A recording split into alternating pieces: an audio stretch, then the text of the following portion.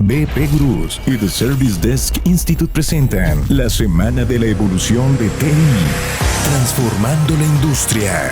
Un evento único que fusiona las conferencias digitales líderes en la industria de IT Service Management y Service Desk en Latinoamérica y es presentado por sponsors de primer nivel que transforman la manera en la que evoluciona el sector.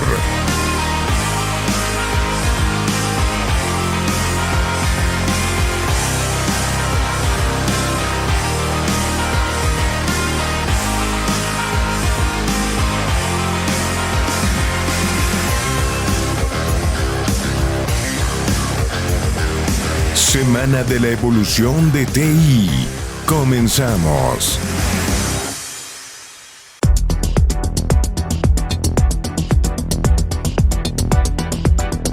David Wright es un líder galardonado con más de 20 años de experiencia en Contact Center, Service Desk, Outsourcing y servicios administrados. El rol de David en el Service Desk Institute es crear, descubrir, desarrollar y seleccionar valor para el SDI y su comunidad global.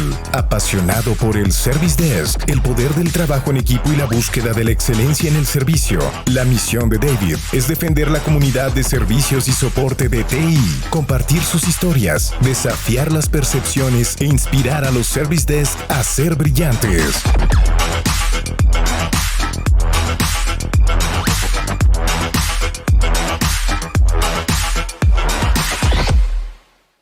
Hi everybody, and hopefully you can hear me. I can certainly hear something. It's great to be part of today. My name is David Wright. I work at SDI. And it's as I mentioned, it's great to be part of another SDI-MX conference, and it's also great to be back in Mexico as well. It's the first time I've been back in Mexico for 3 years, and the last time I was here, I think it was SDI 19 MX. So it's brilliant to be here again. It's brilliant to be back in Mexico. It's brilliant to be with Mauricio and Yasmin and the BP Gurus team. So yeah, thank you. So I'm going to put my camera off, and we're gonna start the presentation. Cool. As if by magic. Good.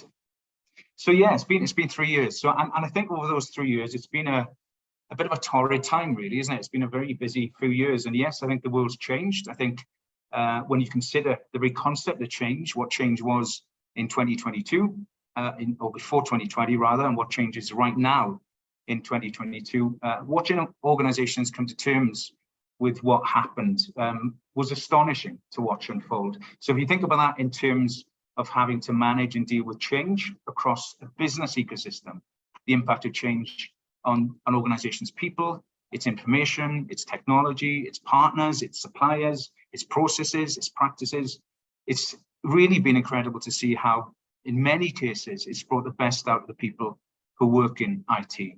And if you couple that with the level of change all of us have had to deal with in our everyday lives as well, I certainly think that change has quickly become the 21st century's most ubiquitous challenge. I think the very nature of change has changed. And I think we've witnessed more than ever the inevitability of change.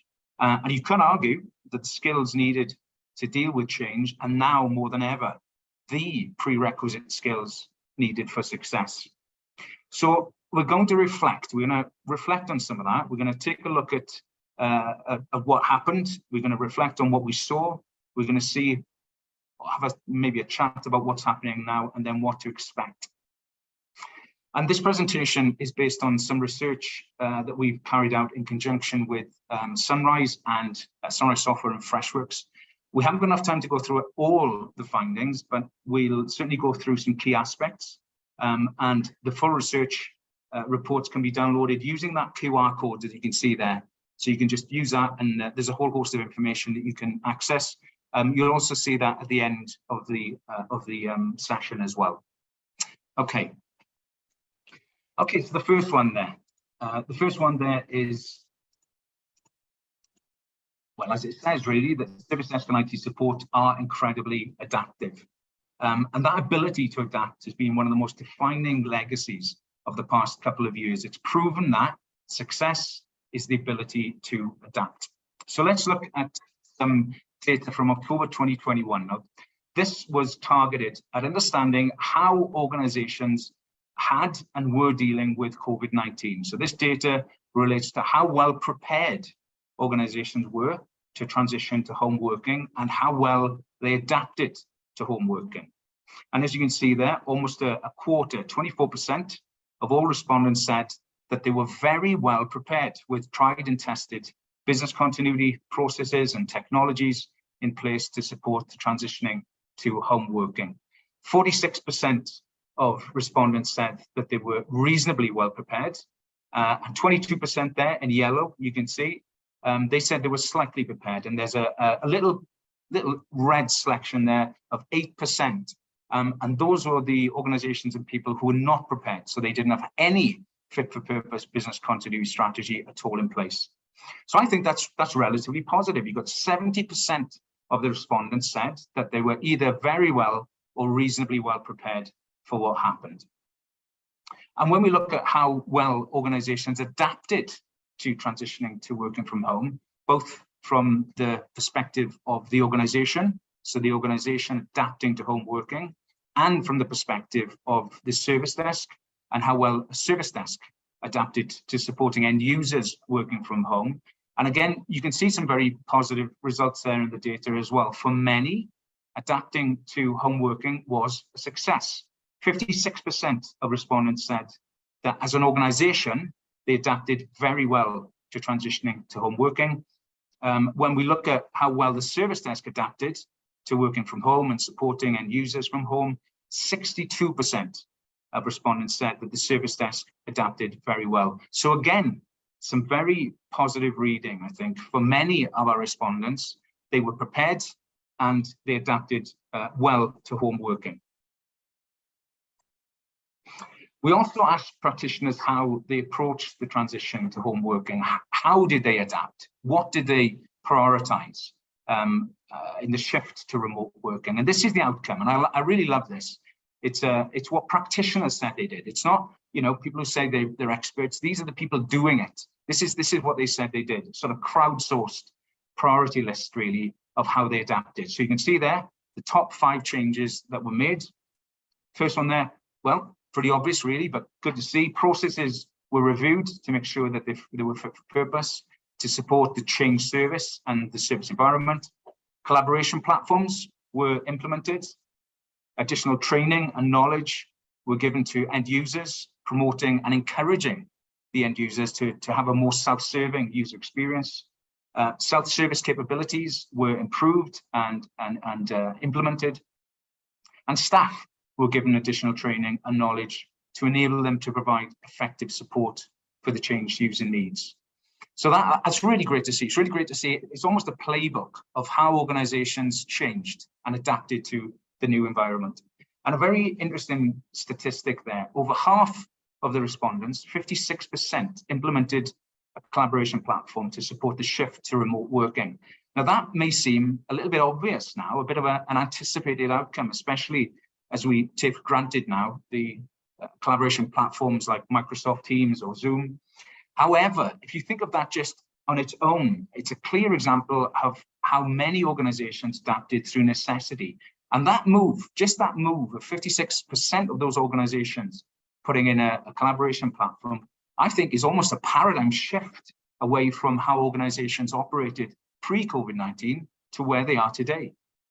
And in some of the data we've seen to verify that, if COVID-19 hadn't happened, that transition to this sort of enterprise digital collaboration would have undoubtedly taken an awful lot longer for many organizations to realize, and potentially many organizations may never have had that kind of transformation without COVID-19. So the ability to adapt, the ability to change and adapt at speed for many organizations really was breathtaking to see. We wanted to take a closer look at the relationship between the level of preparedness for transitioning to working remotely and other data to identify why some organizations did better, some organizations fared better than others. And to do that, we created 3 cohorts. And there they are. So cohort 1, now that's the 70% of respondents we just saw who said that they were very well or reasonably well prepared for transitioning to home working and supporting end users from home. There's cohort 2. That's the 22% of respondents who said that they were slightly prepared for the transition. And cohort 3, that's the 8% of respondents who said they weren't prepared for the transition. Now, that is a smaller cohort than the previous two, so we have to take that into consideration when looking at like-for-like results, but this is what we found. So cohort 1 there, as we've seen, this group had tried and tested business continuity processes and technologies in place to support the transition of the business and support services to remote working. The majority of this group had significantly configured their ITSM tool to meet the needs of the business pre-COVID. A high proportion of this group didn't require any change in configuration of their tools to support their needs during the pandemic. Their tool was very easy to configure though. And when required, this cohort's tool supplier supported them very effectively. And the large majority of this cohort said that they adapted very well to working from home and supporting end users working from home as well. So this cohort was the best prepared. As a result, they were able to spend their time focusing on acclimatizing, on adapting to working from home and supporting end users' needs, rather than being inhibited by tools and processes that were not fit for purpose. And cohort 2, this group didn't adapt as well to working from home, but they had the basic business continuity capabilities in place, but they hadn't implemented them well enough to support the effective transition to remote working. So more of this group said that their tool functionality did not meet their needs during the pandemic. More of this group had to make configuration changes to their tool. They said that their tool wasn't easy to configure and that their tool supplier supported them less effectively during the pandemic. So this group didn't adapt as well as the previous cohort. So tools, processes, support were all less fit for purpose, which impacted on the amount of time that they were able to spend directly on acclimatizing, adapting, and supporting the end user change needs. And the final one there, cohort 3. So of all the cohorts, this group adapted the least well to the transition to home working. Their tools and processes were not fit for purpose. They received the poorest tool supplier support of all the cohorts. This group proved to be the least well prepared of all cohorts, which really significantly impacted on the amount of time that they were able to spend directly on adapting and supporting the changes in the business. So the data suggests, to a relatively high margin of error, that there is a clear correlation between business continuity, preparedness, tool functionality, configuration, ease of use of tools, the level of tool supply support, and how well organizations adapted to working from home. So that relationship is pretty clear. It's between being prepared, it's relationships, it's having robust, well-practiced continuity plans, well-configured tools, a really great supplier relationship, and the ability to adapt and overcome. And for many, success was based simply on that ability to adapt. Okay, next we have then what's past is prologue. And what does that mean? Well, it means that everything that's happened before sets the stage for what the future will be. And based on our findings and practitioner feedback over the last 12 months, one of the most positive effects of the last couple of years is the way that it's acted as an accelerant. It's accelerated things. It's a catalyst for change and transformation, and also how it's reshaping service support strategies. And in every research gathering exercise, we always ask for qualitative feedback from the people who take part. So this is just some of that feedback from practitioners on the positive impact of the pandemic. And you can see there things like accelerated digital transformation, improved communication and collaboration, catalysts for the rate of change, more focus on the adoption of self-service and end-user self-sufficiency. And there's even one there which says that the service desk was used more as a single point of contact, and all that just as a direct result of the pandemic. I think, again, some really positive thoughts on how COVID-19 accelerated positive change. But what does that mean for the future? What does it mean for how organizations now are looking at service strategies, how they changed, and what do we see in the data in relation to that? Well, as a result of COVID-19, the majority of respondents said that their main service strategy will now focus on shift left, enabling the self-sufficient user, moving forward at the same pace as they realized during the pandemic, being more agile, automating more processes, and focusing on the customer. Now, again, I look at that very positively. You know, I think we see, again, COVID-19 acting as a positive influence, almost acting as an enabler for some of that. And as we can see in the practitioner feedback, for many, these positive changes may not have happened as quickly without COVID-19, or in some cases, may not have happened at all. And when it comes to understanding what organizations are focusing on in 2022, the top 5 focus areas are improving the end user experience, digital transformation strategies, enabling the self-sufficient end user, improving employee experience, and accelerating process automation. 59%, almost 60% of respondents said that improving the end user experience is their main focus in 2022. Now, we can break down that data into different organizational roles to see how that corresponds at role level. So we'll start here with C-level. And you can see there that C-level also included leveraging outsourcing and managed services as a focus area in 2022. And you can see there a mix of IT and service desk managers and the service desk. So you can see from that how each different role type said, you know, what they'll be focusing on in 2022. Now, from the perspective of enabling those focus areas in priority, the majority of respondents said that they'll be implementing or improving self-service, machine learning and artificial intelligence, chatbots, and robotic process automation. So it's clear from the data there that improving the end user experience is the core strategy for many organizations, and that many organizations are transforming services to enable the self-sufficient end user and developing intelligent service environments. So what happened during the pandemic has helped to shape these new service strategies and set service expectations for the future. The past is now prologue.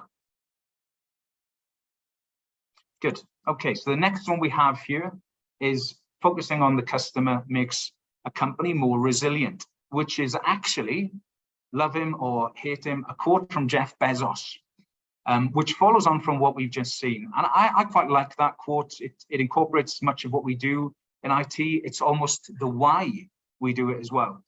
And it's certainly been interesting to watch the change in industry narrative over the past couple of years. You know, it's pretty much the same topics that people talk about, always talk about, but some areas have trended more than others. So things like intelligent automation, enterprise service management, workload deflection, shift left, enabling the self-sufficient end user, the digital workplace, employee happiness, and experience management. And of all those, for me, I think it's been really interesting to watch the premise of experience management evolve and what that means for IT support. So we're seeing a shift from service management to experience management. And I think, again, that shift has been accelerated by COVID-19. Organizations accelerating digital transformation activities, increasing their focus on happiness and well-being of their employees, and also needing to work harder than ever on employee engagement, retaining their employees and improving productivity through technology. And I certainly believe that IT plays a critical role in ensuring that the people they support can be the best versions of themselves in their organizations by providing them with inclusive, equitable, human-centric technology service experiences. And one significant factor that many may argue has been missing historically is understanding the sentiment of the consumers of IT services. So not just an end user satisfaction survey that only 5% of the user base engages in, and an arbitrary satisfaction SLA, more progressive thinking on customer experience programs, on customer journey mapping, on user profiling, the digital experience, sentiment analysis, and applying a product management mindset to service. We're seeing the rise of experience management office, the XMO, in a number of large multinational managed service providers. So that's a place dedicated to experience management. And that acts as a conduit between endpoint management, relationship management, quality assurance, knowledge management, service design, and continual improvement to really manage experience. We're seeing organizations introduce new experience management models, incorporating digital experience sentiment data, experience performance indicators, as well as using traditional service availability metrics and service level agreements, which all goes some way to addressing the traditional challenge of the watermelon effect in IT. So a service that's green on the outside with green SLAs and great KPIs, but red in the middle with a poor user experience. So we're expecting to see more of this kind of approach to service, more intelligent workplace services, and hopefully more focus on putting humanity back into systems. And during the last couple of years, the organization's perception of IT and the service desk has changed quite dramatically. And obviously from a business perspective, from a user perspective as well, perception is reality. This is some data that we investigated as part of the impact of COVID-19 on the perception of IT support services.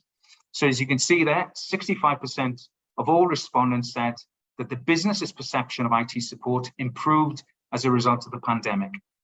And 62% of respondents said that end user perception of IT support improved again as a result of the pandemic. Now, I think these are incredible statistics, especially when you consider how this change in perception could be leveraged by service support leadership, an opportunity to ride this wave of perception improvement to help drive home the message of the value that IT support services create, and maybe even influence any shift away from a historic sort of being considered as a cost center now to be being considered as a value center. How long this will last though, that's another question. You know, perception can be won or lost in equal proportion. I think the key consideration here is how to continually reinforce the message of value and continue to positively manage perceptions by delivering a great service and a brilliant experience. So a great opportunity to keep that momentum up, especially with a focus on what we saw a little earlier in the last session on the core strategy of improving the user experience and experience management and what that can do to make a company resilient. Okay, the next one we have here then is customer experience starts with employee experience. Now, you may say, and you'd be right, there's nothing new about that. But when we consider employee experience, there are a number of factors that we really need to pay close attention to. Realizing and maintaining that healthy relationship with work has always been a defining factor when we consider the physical and emotional impact on happy, fulfilled people and teams. So let's take a look at the effect of the last couple of years on the people that work in IT. So we wanted to know how work-life balance in 2020 and 2021 compared. And you can see that 44% of respondents said that their work-life balance was better in 2021 than it was in 2020, which is a relatively positive response. However, you can see there as well a significant group of respondents, 31% said that their work-life balance was worse in 2021 than in 2020. So let's look at some of the drivers for that. So the main reasons for improved work-life balance in 2021 was the ability to work from home. 40% of respondents said that working from home had been the biggest contributor to their improved work-life balance. And we also see as well hybrid working feature there as well as another contributor. So it's clear to see that for many, the ability to work flexibly between the home and the office has had a very positive effect, positive impact on their work-life balance. When we look at the reasons why some people have experienced a worsened work-life balance in 2021, the primary contributors are excessive workloads, COVID-19, understaffed teams, and additional responsibilities. So it's clear that for some organizations, the ability to cope with the impact of COVID-19, the ability to adapt effectively, the ability to scale resources to meet demand wasn't as successful as it could have been. And that's still a very much an issue for some organizations. Now, the impact on well-being, the well-being of people working in these extended periods in this kind of environment is obviously a real concern. So let's take a look further at well-being and the relationship between well-being and work-life balance.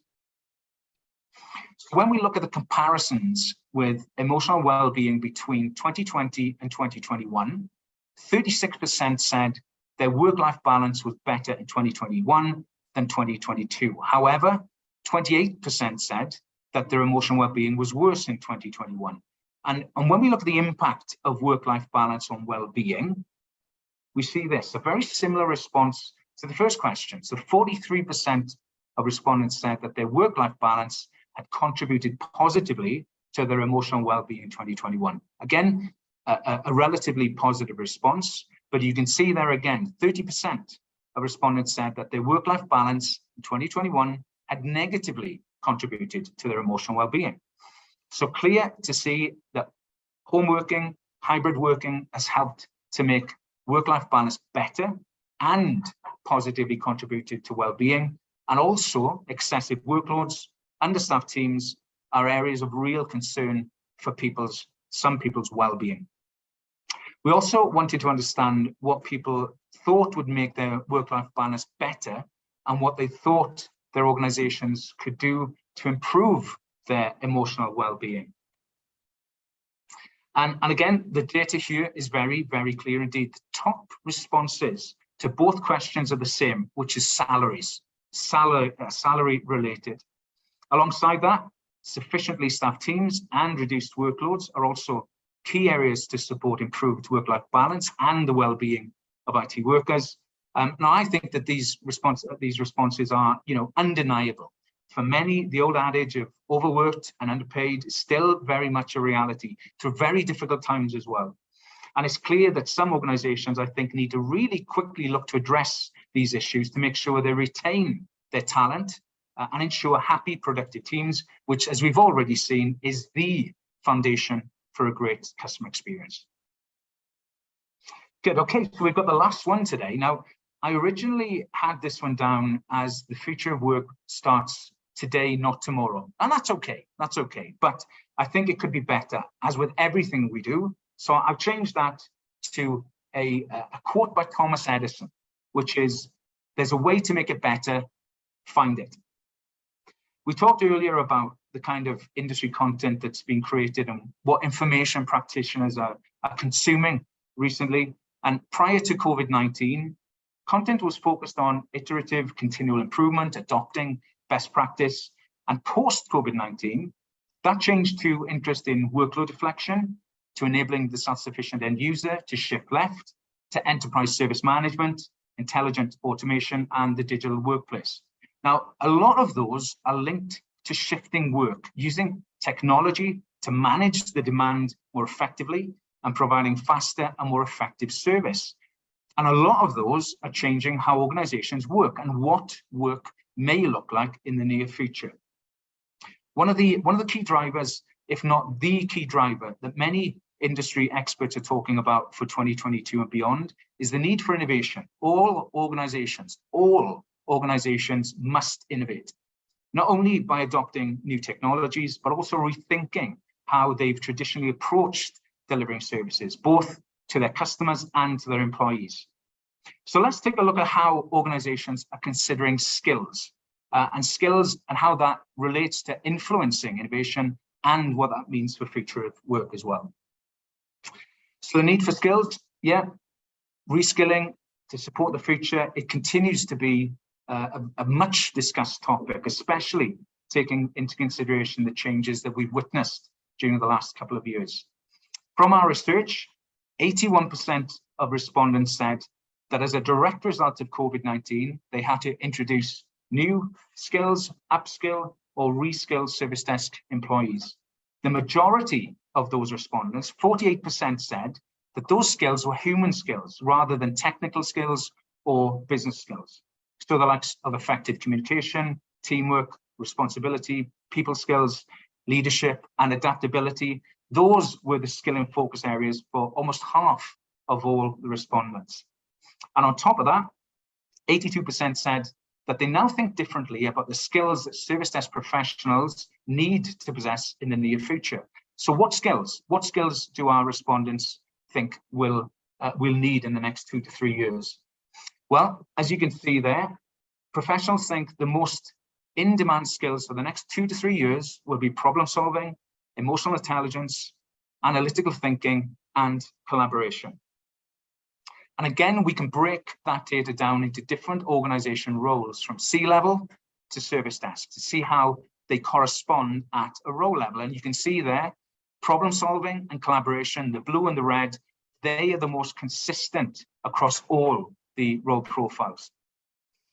Now, we mentioned earlier that organizations must innovate. It's a key driver for all organizations. And these skills, the ones that you can see there, actually lend themselves to innovation and finding new ways to do things better. But innovation isn't that easy. You can't just say, let's innovate, and as if by magic, innovation happens in an organization. Innovation may be easy to understand as a concept, but it isn't easy to think of or do. So what needs to be in place to create a culture of innovation? Well, there's a great book that I read recently by Timothy R. Clark called the 4 Stages of Psychological Safety that answers that question. So innovation needs a culture where there's high intellectual friction and low social friction. So a place where people are safe to challenge the norm without fear.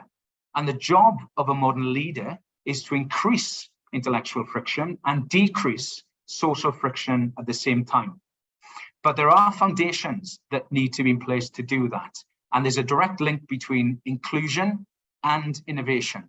And to bridge that link, leaders need to create psychological safety, where people feel included, where people feel it's safe to learn, where people feel it's safe to contribute, and where people feel it's safe to challenge the status quo. All that safe from the fear of the pain, of being embarrassed, of being marginalized, or punished in some way. Now, the book goes on to explain about the relationship between respect, permission, and social exchange. So respect for an individual's humanity and the permission to interact as a human being. So inclusion in exchange for human status and no harm. Respect for an individual's need to learn and grow, and the permission for the individual to engage in all aspects of the learning process. So that's encouragement in exchange for engagement. Respect for an individual's ability to create value. And we talk about that all the time in IT, don't we? The ability or respect for an individual's ability to create value, and the permission for an individual to work with independence and with their own judgment, so autonomy, with guidance in exchange for results, and the respect for an individual's ability to innovate, and the permission for an individual to challenge the status quo in good faith. So that's cover in exchange for candor. That's protection without prejudice for being open. And in the near future, it's expected that there will be an increase in demand for leaders who can create a high level of psychological safety for their teams and their organizations. And that's a natural consequence of organizations relying on constant innovation to keep ahead. And when we consider the skills that we saw earlier, those skills that the IT professionals said that we'll need in the next 2 or 3 years, problem solving, emotional intelligence, analytical thinking, collaboration, critical thinking, creativity. This model makes so much sense. And this is how some organizations will flourish and why some organizations won't. But why do we need to consider innovation on the service desk? Well, because things are changing and we can do it better. There's been much talk over the last few years about autonomous service, about AI, machine learning, about service orchestration. We continue to see the emphasis on what next for the service desk and service support. And as we shift towards this sort of slightly different way of thinking about delivering services, so things like big data, things like machine learning strategies, optimization, being holistic, value creation, less reliance on human intervention, the service experience, and human-centered service. All those core to driving continual improvement rather than what's quickly becoming an old-fashioned approach of spending the majority of time in a reactive state, firefighting, in an inflexible, top-down, siloed, SLA or all-driven service. So this is the traditional service desk landscape. That's reactive, it's manual, it's focused on the utilization and occupancy of people, adherence to process, and it's conjecture-based, it's analog and hierarchical. And the developing service desk landscape could look a little bit more like this. It's proactive, it's assisted, it's unified, it's democratized, predictive, orchestrated, and self-remediating. It's a place where workers really understand their business as a whole at a data level.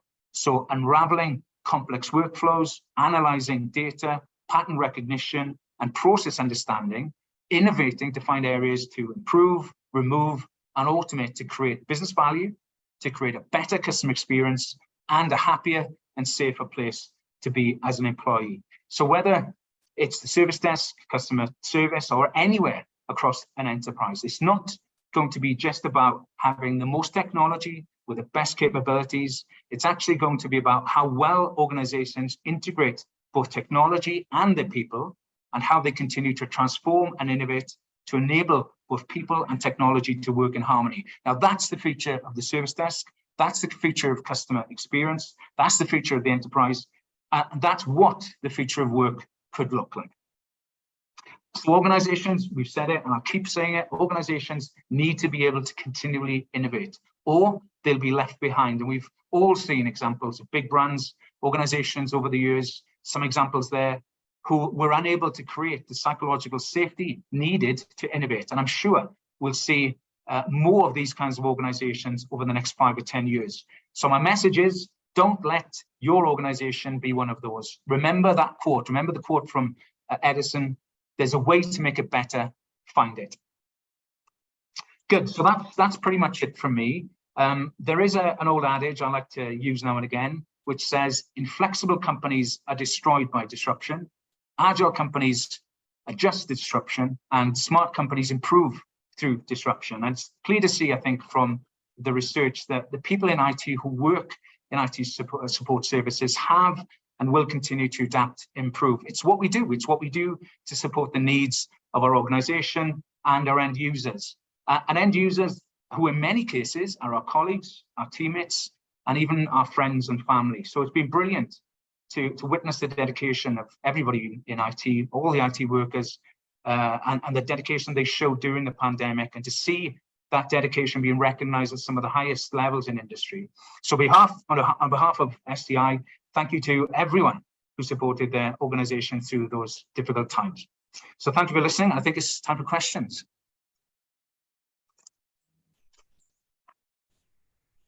Muchísimas gracias, David. Sí, no problem at all. It was a pleasure, guys. It was a pleasure. Pleasure as always. Encantados. Vamos a dar inicio a la sesión de preguntas y respuestas. Por favor, aprovechen que tenemos la perspectiva de David desde el Reino Unido, a quien, por supuesto, le vamos a dar el agradecimiento muy grande porque si bien David no es fluido en el español, hizo su propia presentación en español, ¿no? Entonces tiene un mérito enorme compartirnos, mostrarnos que la experiencia del usuario, del cliente, tiene mucho que ver y se tiene que asimilar. Entonces, vamos a empezar con la bibliografía. ¿Podrías repetir el nombre del libro que mencionaste y más contenido, más bibliografía que podríamos consultar al respecto? Yeah, no worries. I thought that might be the first question. Thought that might be the first one. So the book is called The 4 Stages of Psychological Safety, and it's by an author called Timothy R. Clark.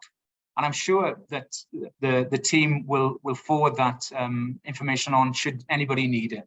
So it's Timothy R. Clark, and the book is called The 4 Stages of Psychological Safety.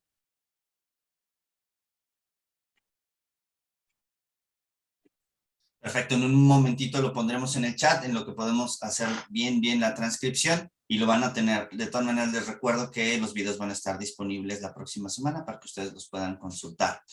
Alberto Ramos, desde la República Dominicana.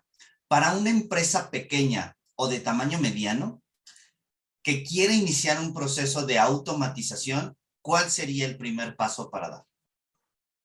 It's really interesting, isn't it? It's usually, and this question is asked many times, it's usually whatever the simplest thing is to automate. So I think certainly looking at the complexity of a state, you'll be able to look for the low-hanging fruit or the easiest things to automate.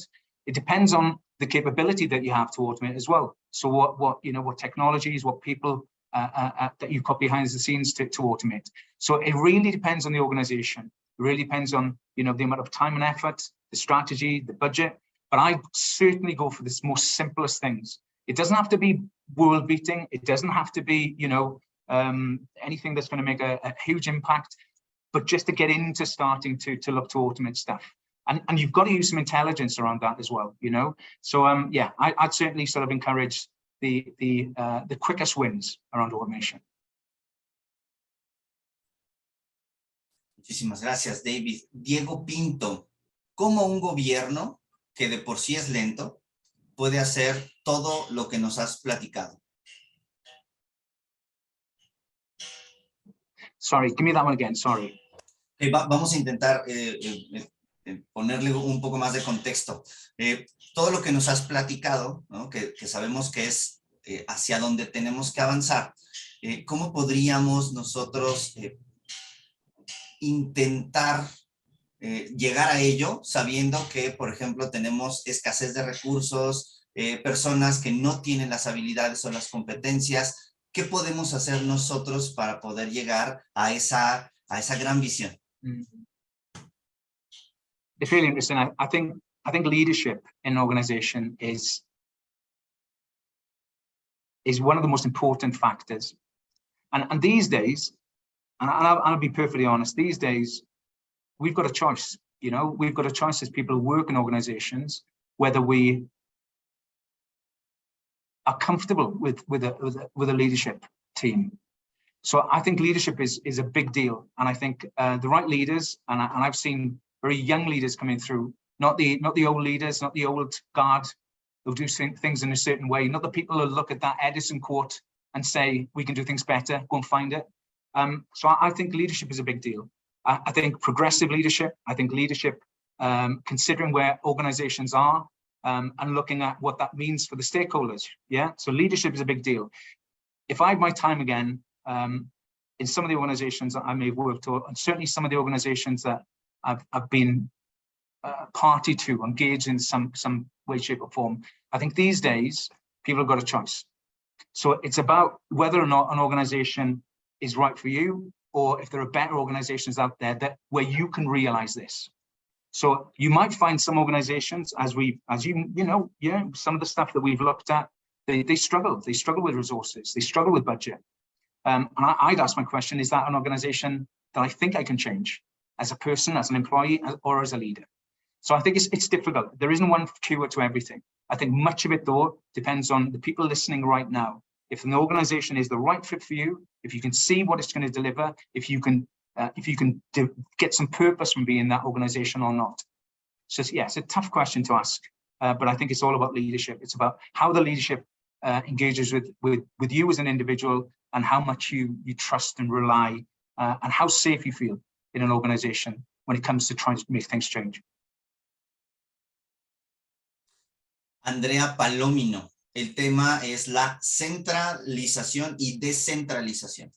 ¿Qué recomendaciones nos darías para convencer a una organización de descentralizar sus procesos? That's a good question. I think if you look at the way that technology is going, there is a drive to decentralize.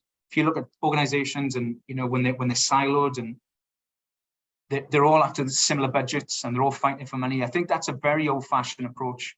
If you look at the Industrial Revolution, that's still a hangover from that time.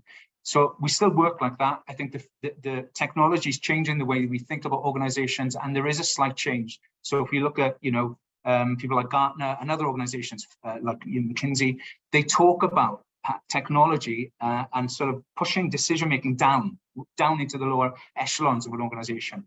So I think there are a couple of things to think about in centralization. I think certainly the biggest thing for any C-level board member is going to be cost efficiencies. Now, that's not an easy thing to think of, because cost efficiencies usually mean people. So I think that's the easiest sell. It's the easiest sell for me for decentralizing is to work out any costs in relation to that and the return that you would see in that. If you can turn the efficiencies into cost savings, you get people to listen. You get senior people to listen. The only challenge with that, as I've mentioned, is how organizations come to terms with the fact that through centralizing, becoming more efficient, automating more, that they have brain power in the organization that be working differently. So there's two things they could do. They could either release that brain power as a cost, or they could keep that brain power and change. And that means changing the way that they work from information workers into knowledge workers. And we've seen an awful lot of that recently over the last year. Organizations who are investing in knowledge management, our organizations investing in sort of learning and sharing and collaborating across an enterprise. That's a massive cultural change. It comes again from the leadership. But I think that's the key. It's been able to translate centralization into what it means for cost efficiencies and making sure that people understand that at a senior level in an organization. Roberto Aguilar, el tema es gestión de documentos del negocio. ¿Cuál es tu opinión y qué tan relevante es la gestión de documentos del negocio? That's a really good question. It's absolutely relevant. I mean,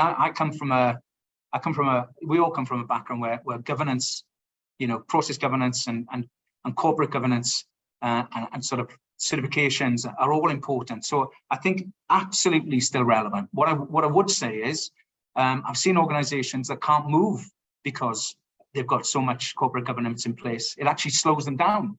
So I think there is a balance to be had. I don't think that's going to change. I think we'll always need to ensure that we have stuff defined, right? And that means, what you can define, you can control. What you can control, you can measure. What you can measure, you can improve. You need that definition, wherever that definition is. If that's digital definition, if it's a paper document. So yeah, it's still all important. I don't think that's going to change in the near future. I think that sort of that governance is still all important. Roberto Linares, la temática es experiencias, niveles de experiencia. ¿Cómo podemos saber que nuestros acuerdos de nivel de experiencia tienen las mediciones adecuadas después de la pandemia? Yeah, so a really good question. A lot changed in the pandemic. As you've seen from the data, end users and the business became more aware of support services and the value of them. So I think there's still an opportunity to make sure that people and organizations are talking the right thing. In SDI, one of our main sort of keystones of what we do is changing the relationship between a support service, which is usually there. So if you think of a service desk, it's usually the bottom of stuff. And our sort of function is to turn that around. So instead of there, putting the service desk at the top, so the service desk becomes part of this critical decision-making part of the organization. They become leaders of change. They become ideation and using the data that they have there to do that. So I think experience is an odd one because experience is subjective. I think the XLAs, the rise of the XLAs is very positive, very positive. But I've seen some organizations who are sort of whitewashing SLAs and calling them XLAs. So it's still very open. It's still a lot of conjecture and discussion around what an XLA is. I think the key thing is understanding what the sentiment of using a selection of technology means to somebody. So if I'm working from home, my house is, or my office, or wherever I work, that's my digital workplace. How well does it work? How frustrated, happy, unhappy, whatever the feeling is, what do I feel about using the Wi-Fi, using my I don't know, Word, whatever. And that sentiment is the key thing. And regularly, not that sort of, monthly, survey or 6 monthly survey, regular touch points into how people feel. People are going to feel differently minute by minute. And I think that rise in the experience management part in organizations will be a glue that recognizes and see that using tools, technology, and practices to drive what it is to experience. So it's early days in that, I think. It's been around forever. I mean, experience management and XLAs, they've been around forever. But over the last sort of 18 months, they've all of a sudden have just shot up as a thing in organizations as things have changed. So it's not an easy answer. I think certainly I'd read, listen, and understand. And then when you look to blend an XLA, blend it by testing it, blend it by looking at average data and blend it and using stretch targets then to find a level where people are happy, where the customers are happy, where the operation is happy, where the leaders are happy, and using that then as a cornerstone to continually improve the service. Jesús Torres, su temática es mejorar el servicio al cliente. En una empresa pequeña, ¿cómo se puede empezar a mejorar el servicio al cliente dentro de una mesa de ayuda? It's it's tried and tested, isn't it? If you look at what it says in the books, if you look at that traditional approach of event surveys, so when you've dealt with an end user, you've captured the information, maybe you've fixed it first time, maybe you've not, maybe it's gone to a resolver team and come back, and when it's closed, when it's resolved and closed, that sort of survey. Now, I've seen many organizations at that point when the survey goes out and the information comes back in, that it just dies. The information is just collected in a black hole and stays there. So a big part of this is really thinking about the end user experience, talking to the end users about what their pains are. I know it sounds really, really simple, but trying to understand from the end user what they really want, and then building some kind of pulse surveys around that. But it isn't just because it says in a book. It isn't just because we've got a survey, it says in the book we need a survey. It's not that anymore, guys. It's really about understanding the user, understanding the business, and trying to make their sort of, them better, trying to make them better in an organization. There are many new solutions out there. If you look around for newer, more sort of pulse-orientated, user experience-orientated survey tools, they are out there. And again, I won't name them, right? But I'd certainly go out and look at the market. I'd certainly go to the SCI website and look at some of the content there. I'd certainly look at the events that we do as well that are related to experience management. Like this one, just like this one, you'll hear a whole host of ideas from practitioners and experts about what that means. So yeah, I think surveys are still needed, but I think the survey is not the end of it. It's really about relationships. It's really about how you engage with the end user. And the end user, guess what? The end user is your colleague. The end user, maybe a friend, maybe a family member, and it's looking at the organization as a collective, a community, not a set of processes, not a bunch of numbers, something a little bit more human. I think that's where organizations need to come to terms with looking at books, looking at frameworks, but practicing something that's different. Yeah, that we're starting to see in organizations. David, muchísimas gracias. El tiempo apremia. Estamos llegando al final. Les recuerdo a todos, primero, agradecer tu tiempo a nombre de todos nuestros asistentes, de todo el equipo de BP Gurús. Agradecemos mucho que nos acompañes desde el Reino Unido, ¿no? En donde hay vanguardia, en donde sabemos que se realizan las mejores prácticas y que pueden llegar hasta nosotros. Thank you. It's been a pleasure. It's always a pleasure to come to Mexico. It's always a pleasure to engage with the professionals in Mexico and Latin America as well, not just Mexico, Latin America too. So it's been a pleasure. And yeah, thanks for listening, everybody. It's been a delight. Muchísimas gracias. Les recuerdo a todos, pasen al showroom, ahí van a encontrar mucha más información del Service Desk Institute. También vayan a la página web servicedeskinstitute.com, ahí van a encontrar artículos de investigación, los estándares, van a encontrar todo lo que está a la vanguardia de las mesas de servicio, de la atención al cliente y sobre todo de las experiencias. Va a haber muchas sorpresas. También les recuerdo, mañana vamos a hacer el cierre. Por favor, pónganse en contacto con nosotros si alguien quiere participar, info@bpgurus.com. Y nos despedimos. Agradecemos a David, a todo el equipo del Service Desk Institute, por supuesto. Esta es la semana de la evolución. Quédense con nosotros. Semana de la evolución de TI, transformando la industria. Este webinar fue presentado por